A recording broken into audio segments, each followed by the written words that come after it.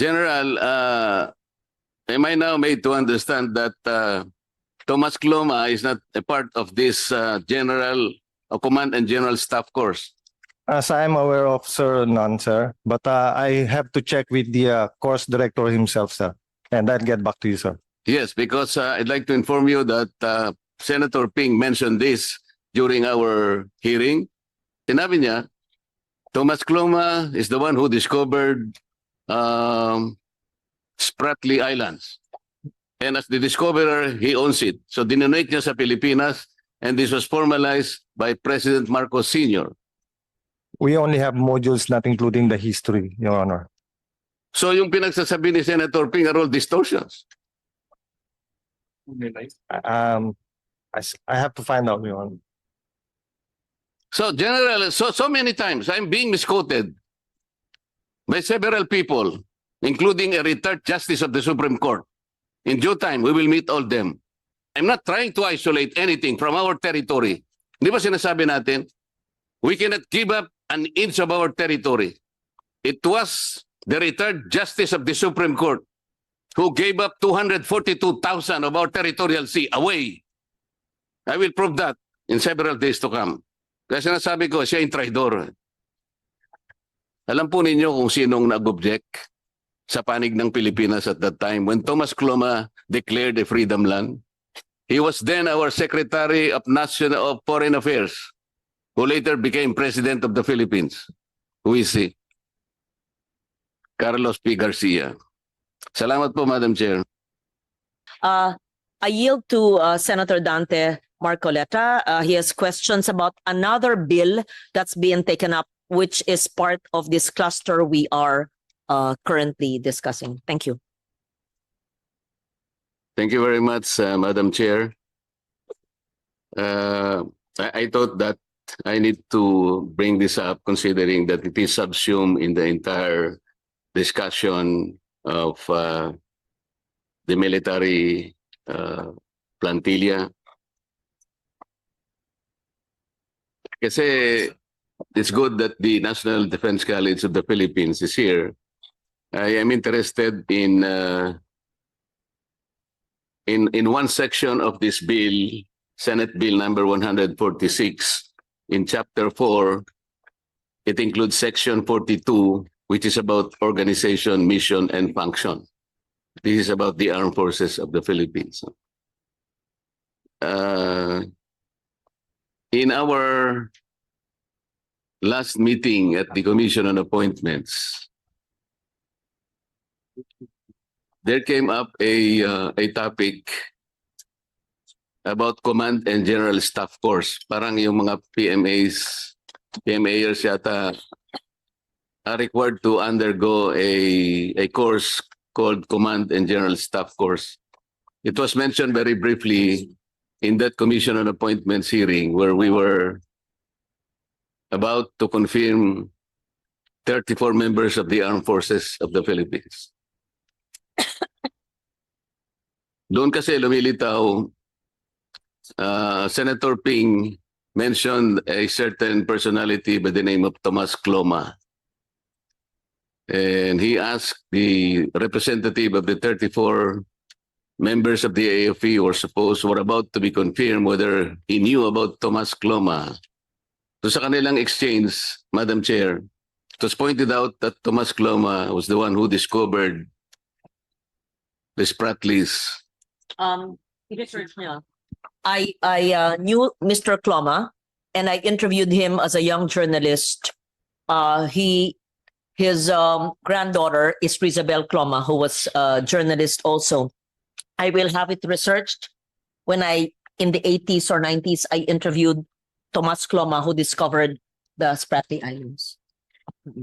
I will probably quote from the transcript of that committee hearing, Madam Chair, which is attributed to Senator Lacson about Thomas Cloma.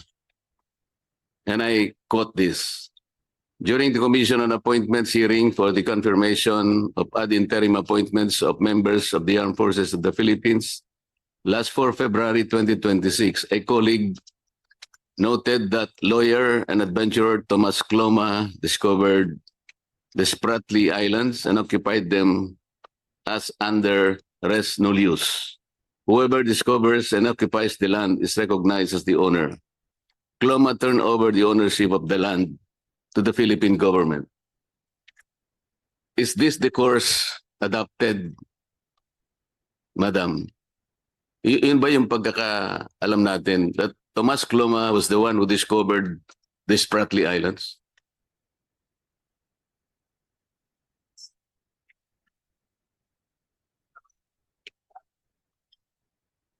That's a new story. Allow me to explain. Sinabi kasi ni Senator Ping doon, as the one who discovered, allegedly, the Spratly Islands, he turned over it to the Philippine government. And he said that President Marcos Sr. formalized that turnover. Yan ba yung part ng course? Is the syllabus really very clear on this, that Tomas Cloma discovered the Spratly Islands and it was turned over to the Philippine government because he was the one who discovered it? Yun ba yung history na pinag-aaralan dito sa Command and General Staff course? Kasi ito yung kinuwento ni Senator Ping, and it seems to me that Captain Pilar, who represented the 34 members of the armed forces, confirmed that.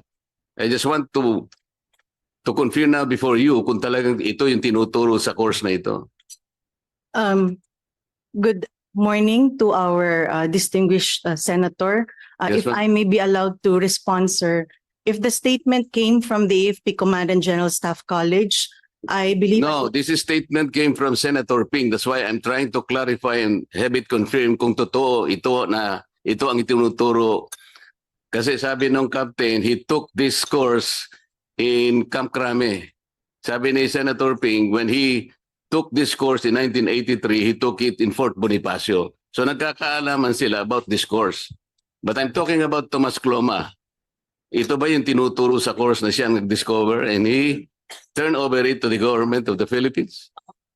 If I may, the General and Staff College, GSC, which I also took, is a different college from the National Defense College of the Philippines. Is the GSC represented here? Yes, perhaps Senator Marcoleta, if the statement made to your honor was sa GSC, maybe the GSC would be in a better position to answer if this basic information on the Spratlys is being taught. Yes, that is better, Madam Chair, Yes, because I rather thought than that the Iba po yung National Defense College. akala ko kasama rin doon Iba sa po yung General Staff College, although parehong alma mater ko. But may I, hindi sa ayaw ko pagsalitain ng ating presidente ng NDCP, pero sabi nyo, GSC ang nagtuturo niyan. Nung panahon ko, ba't hindi tinuro sa akin yan? Kasi alam ko Yes. na yun eh. So anyway, pakisagot po. Thank you. Good afternoon. Good morning, Your Honor. For the CGSC class, we only have 7 modules, and we are not aware that if this history is being taught of that included in the module.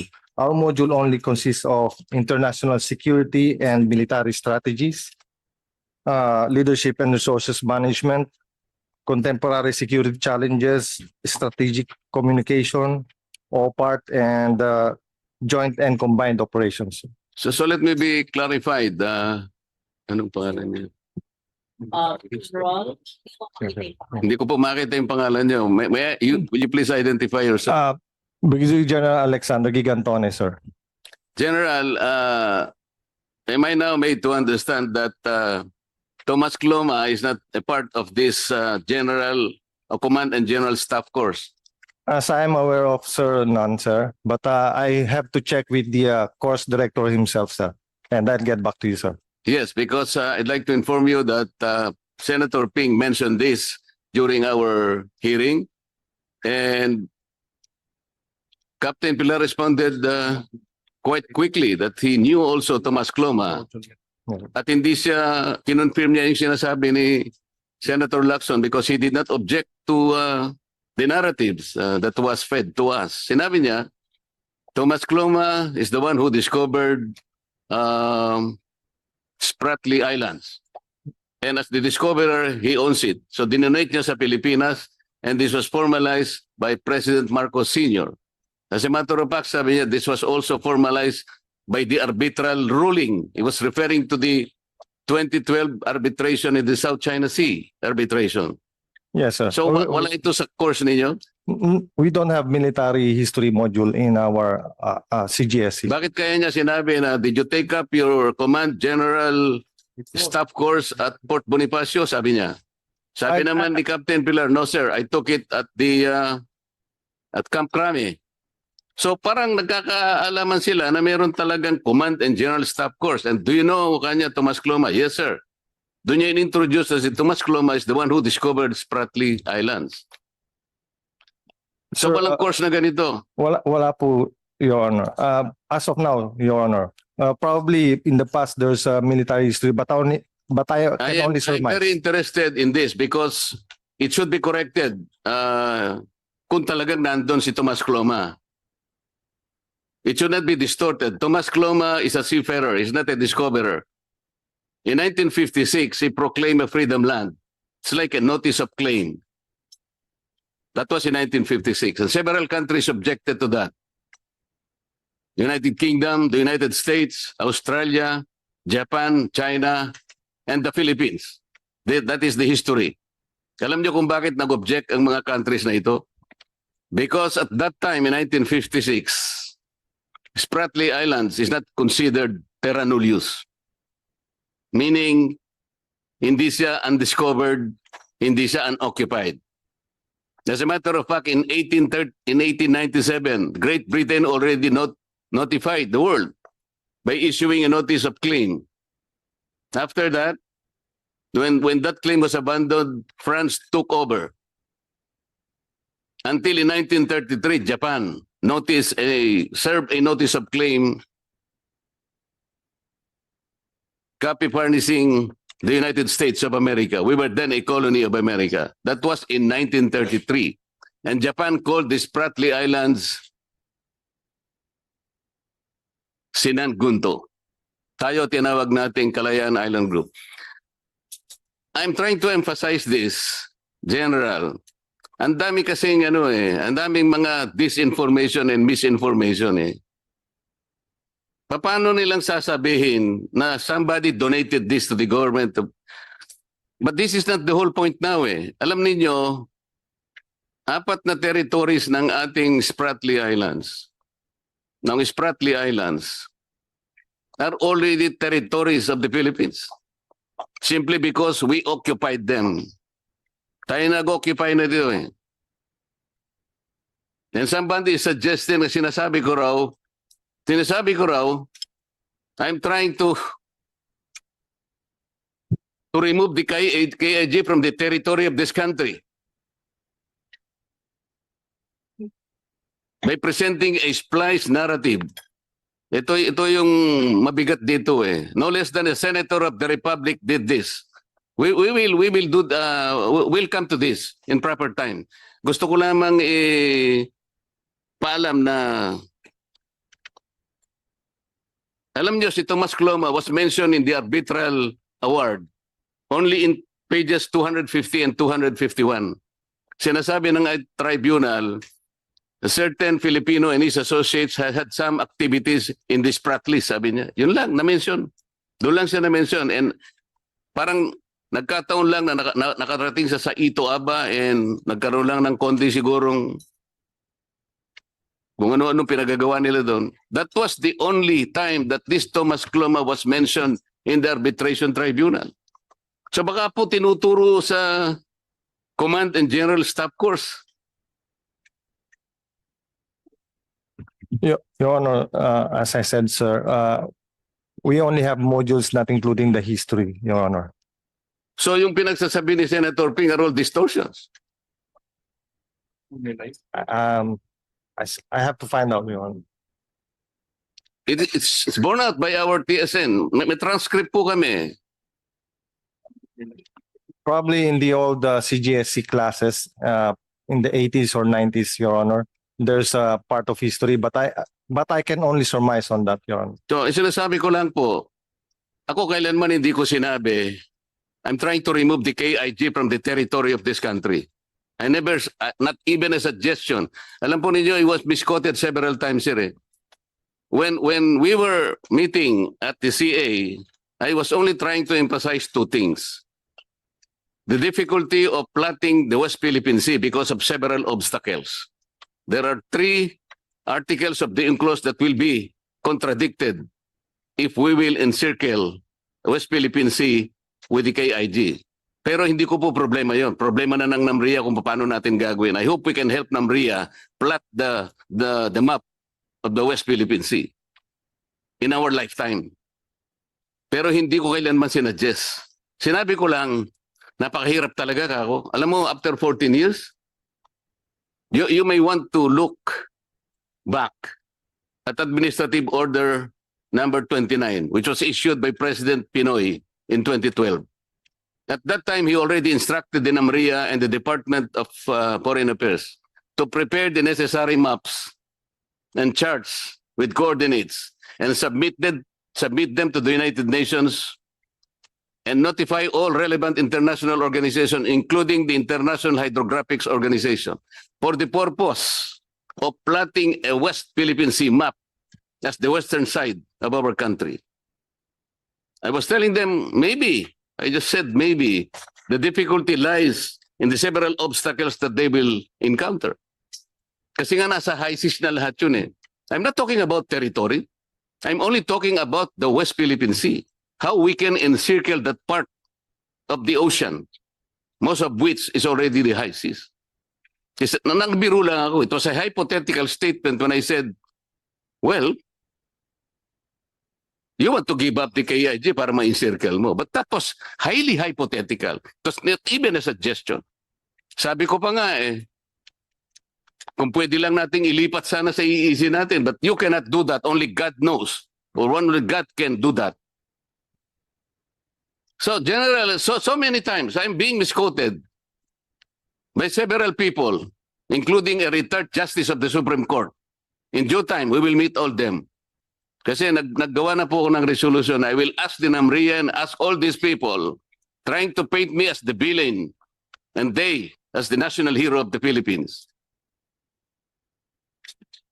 So salamat po, General, sa pagkakasabi mo. And now I am relieved na hindi pala part ng Command and General Staff Course, which was erroneously cited by Senator Ping in our discussion at the last CA hearing. Thank you. And I think you should also look into this. Kayo pala yung national, what do you call it? National Defense College of the Philippines, Your Honor. Sana po mag-coordinate kayo kay General because they are also in that course. Baka lumabas na naman si Tomas Cloma, kung ano na naman ang pagsasasabihin nila. So yun lang po yung point why I came in. I'm interested in being able to look at how our armed forces are educated.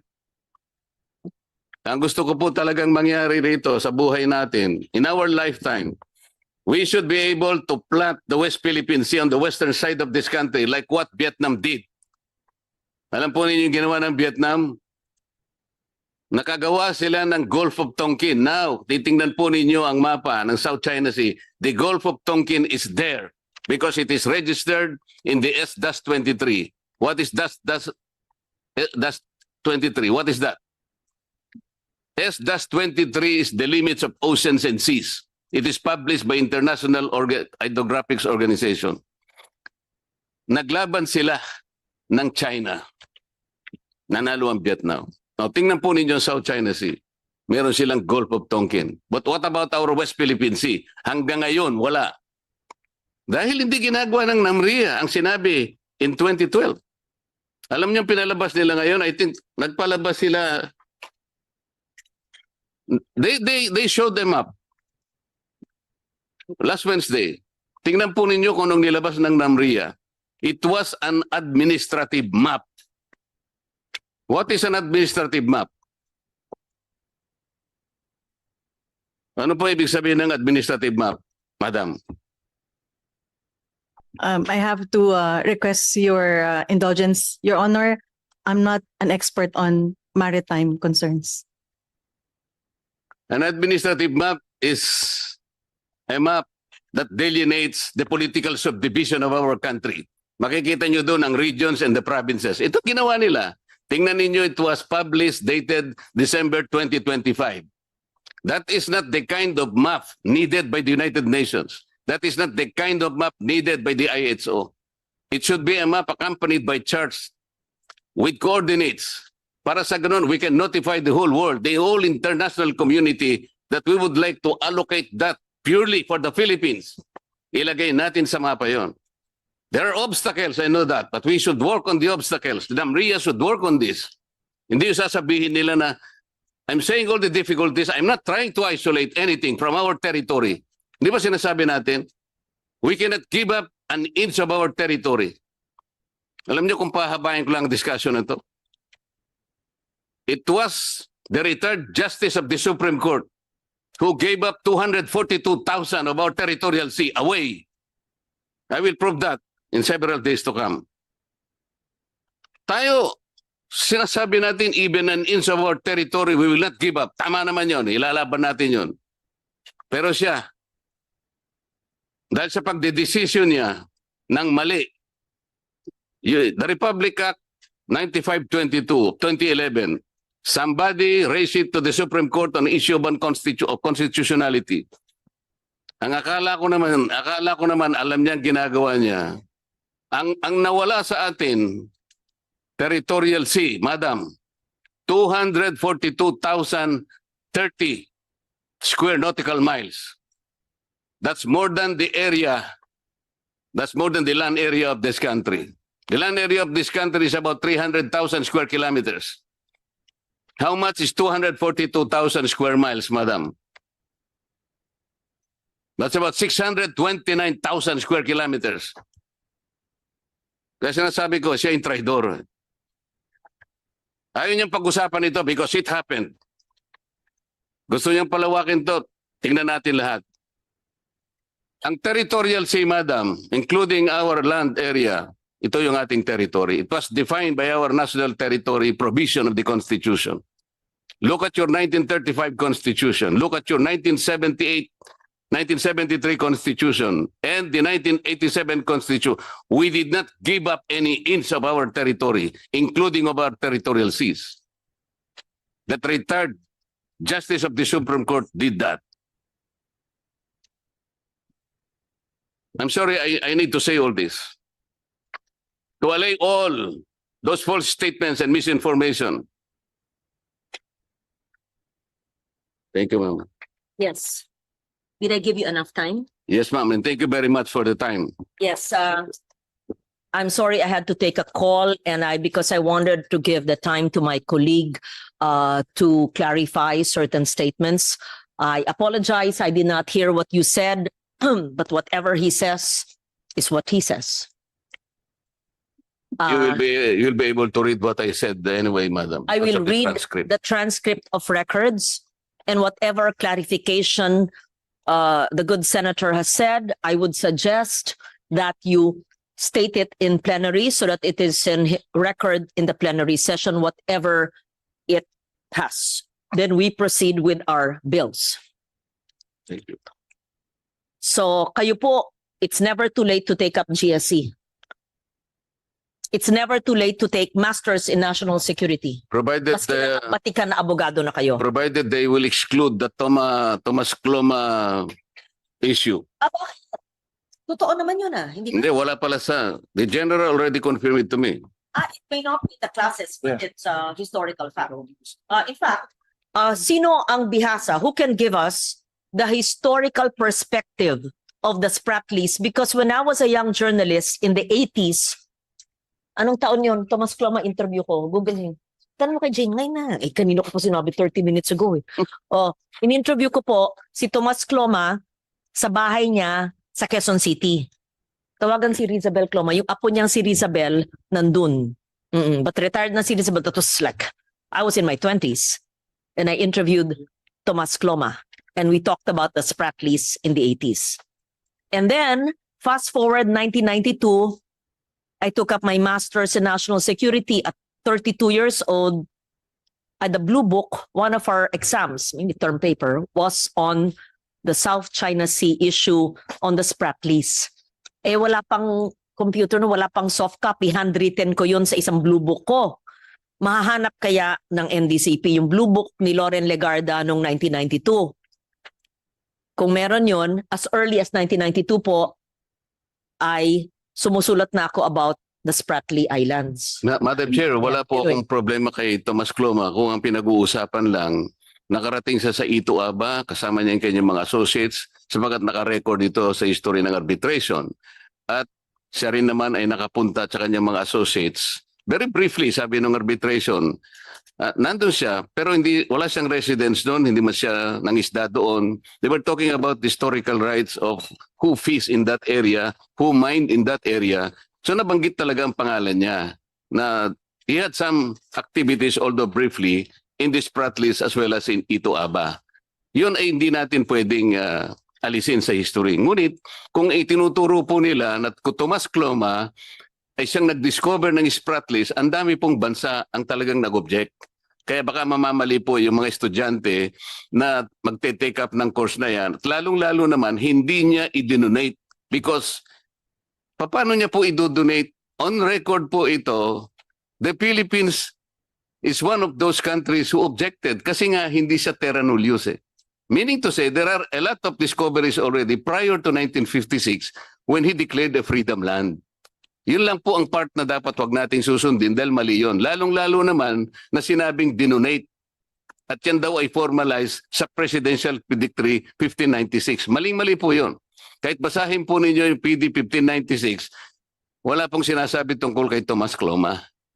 Yun po yung lang gusto kong burahin natin. Pag-aari po natin yung occupied territories natin, not because they were discovered or donated by Tomas Cloma.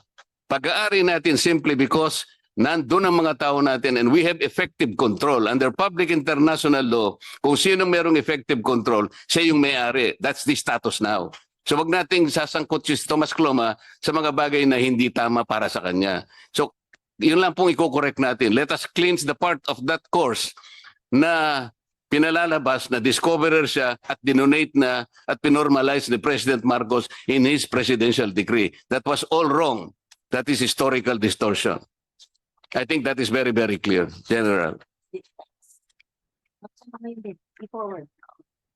Thank you po. So, nakikinig. Pasensya na po. Oh. 1991 po, nakilala ko si Tomas Cloma. Oo, 1991 pala. Sige.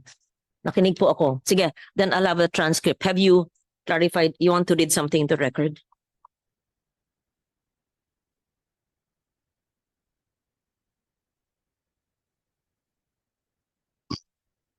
Na kailangan lang alisin dun sa historical record kung tinuturo man si Tomas Cloma, huwag namang ilalagay siya na siyang nag-discover because ang daming bansa pong nag-object kasama ng Pilipinas. Alam po ninyo kung sinong nag-object sa panig ng Pilipinas at that time when Tomas Cloma declared a freedom land?